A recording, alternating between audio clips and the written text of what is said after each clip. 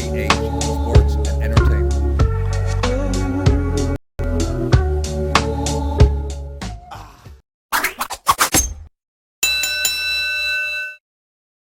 What's happening? What's happening, people? Once again, back at you with another video, another heavyweight video. So, speaking to my friends, and we talking some boxing, and the fight that is certainly amongst my friends here in the UK, and some people that because I do have family in the States, I do have family out there. It's a bit different over there. I know people still want to see this fight that I'm about to talk about. I know people in the States want to see this too, but like over here, because again it's a British fighter I'm about to talk about, so they'd love to see the matchup of Wilder versus Joshua still.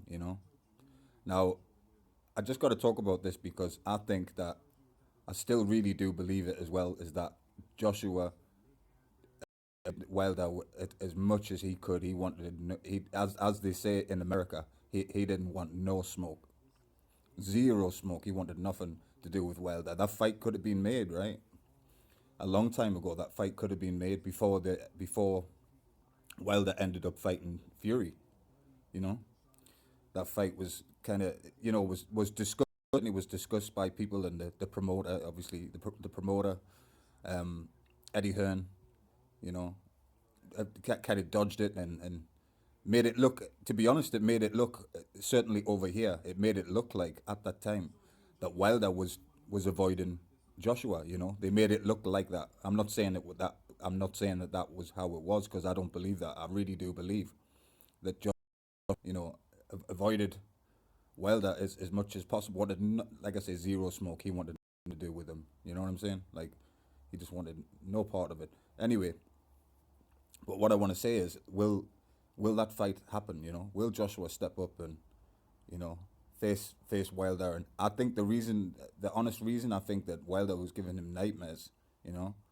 When he remember when he knocked out Brazil. I know Joshua watched that fight and he did give him praise. I think, if I remember correctly, he did give him praise for that victory. But it was a scary knockout, right? It was a hard knockout. You remember Brazil was starfished. He was spread out, done, dusted, done. So anyway, Joshua, yeah, Wilder Joshua is still a fight that I'd still love to see it. I think Joshua is a good. I think he's a decent boxer. He's good. He has skills, and you remember that uppercut that he hit Klitschko with. That was a hell of a shot. If you remember the uppercut that he caught Klitschko with and completely rocked Klitschko. But he has skills. He does have skills, technical skills, and as we know, Wilder is the knockout artist and could knock anybody out. We still want to see. Obviously, we still want to see, or at least I still want to see the fight with Fury and Wilder. But I really don't know what's going to happen in Korea. With Tyson Korea at this point. We don't know, right? We don't know what's going to happen with his career.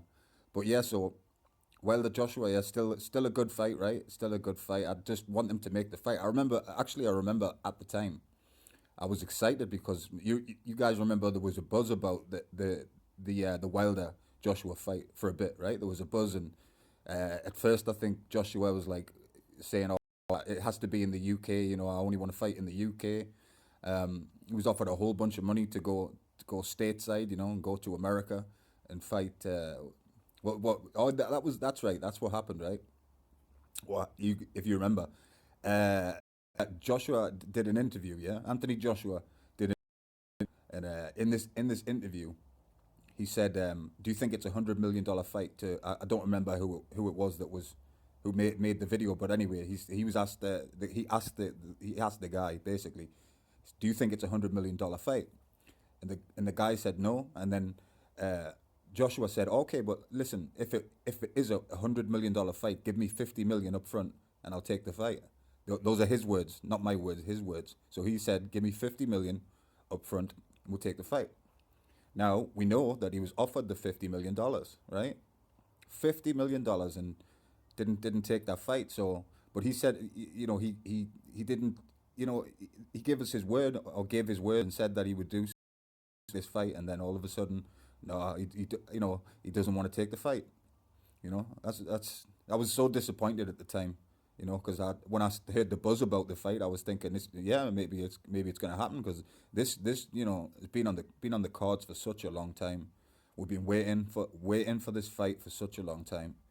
I just want to say it. I just want to say it. I don't care where it is. To be honest with you, I don't care if it's here in London. I don't live in London, but if it's here in London, definitely, you know, we'll definitely go there. And yeah, but even if it's America, you know, it should, wherever it should just happen for us, for the fans. We deserve this. We deserve this matchup. And like Wilder said before, I've heard him say this before in interviews. The best fight the best. That's what should happen. You know, I mean, think about it, right?